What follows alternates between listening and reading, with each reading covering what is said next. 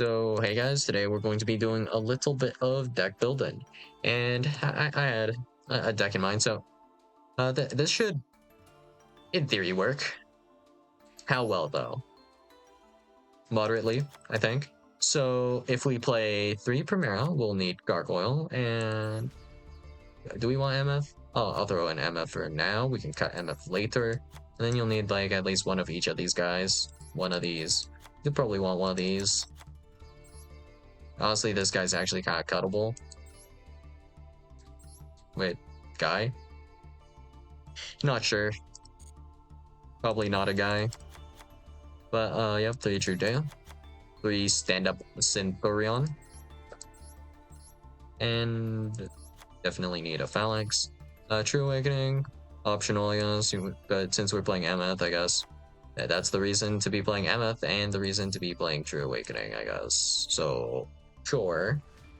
So this is the first half of our deck, I guess. It's just Centur-ion core. The combination here, we're going for hybrid build, Megalith.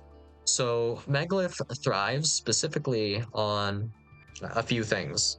So technically, if we have Megalith Unformed, this is like the best bridge from a different archetype. We can go from this into Megalith. And this is really good because, well, only in cases where your deck is specifically either a level 4 kind of deck or level 8 deck, or maybe both, where you're playing a lot of 4s and 8s. And in this case, all of our main deck monsters are both level 4 and 8. And when we go through the Centurion line, so like let's say we start, I don't know, just solo Primera, normal summon Primera effect grabs stand up Centurion grabs us True Dea puts itself in the graveyard. We put Gargoyle in the back row, special summon Gargoyle, change it to level 4, special summon like just one of these 3 guys, whatever, do that rest of that combo. And notably, Gargoyle here actually has this effect where if it is sent to the graveyard as synchro material, you can add this card to your hand. And this matters because now that this is in our hand, this is just free material for like Megalith Unformed or any of our Megalith cards, and we can just do Megalith plays. And technically, we can do this in somewhat like whatever order. Kinda, it depends, right? And I mean, in some cases, if we go into something like a Legatia, we have the idea of essentially maybe drawing into the Megalith cards, I'm thinking maybe. And that's about as far as I've gone with this. I don't think we can make any rank 4s easily. If we could, then we could do nothing actually, because none of the dog monsters are 1-card starters here. Block Dragon? Nope, Block Dragon doesn't do it either. Well, if you had Block Dragon and that, well, you don't have the attributes for Block Dragon anyway. It's not really you have Emeth. And then it needs to banish like 2 other Earth monsters, so that's just not really happening, is it? So our main kind of idea that we're hoping for is that we're opening one of these types of hands. We're opening either, it'll be like Anastasis plus a Centurion card. So that's like 2-card combo, and then we discard a few cards for our combo, whatever. And then we have Megalith Unformed, which is going to be able to just bridge, so Megalith Unformed plus Centurion card. That's fine. If we open heavy with the Megalith cards, then we can have like 3 Megalith cards, 1 Centurion card, or 2 Megalith cards plus 1 Centurion card, because we always are easily able to access Gargoyle to use as our tribute fodder, so we'll get through like some form of Centurion combo, and then we'll be able to go into Megalith from there. So that should be fairly easy to kind of resolve, I guess. But yeah, it's just a matter of what we want to grab now, I suppose. Definitely, well, kind of odd to think about, but how many of each cards do we want here? So technically, Megalithful, we really want to see Megalithful with one of the 8s, right? But if we don't see, like, if we see Megalithful, we need to see it with another card. We never want to see it alone, really. So it's simultaneously a crazy card and kind of a dog water card, right? So we can just do some test hands like this, honestly. And we have no hand traps, as you can see, but yep. So this hand's fine because we have like Megalo full and 2 copies of Inform. That like's not even activatable. And this is just pure Megalith, man. That's actually sad. But okay. Here we have a tree. Completely useless. We didn't have we don't have Centur-ion access in it either of the hands so far. But at least we can play the Megalith half of our deck.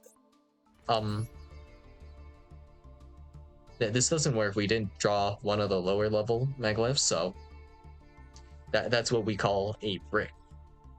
I mean, if we did a draw with, well, technically, since we start with stand up Centur-ion, in this case, we're going to get the Atri draw. So assuming we draw into the field here, yeah, that works. That's fine.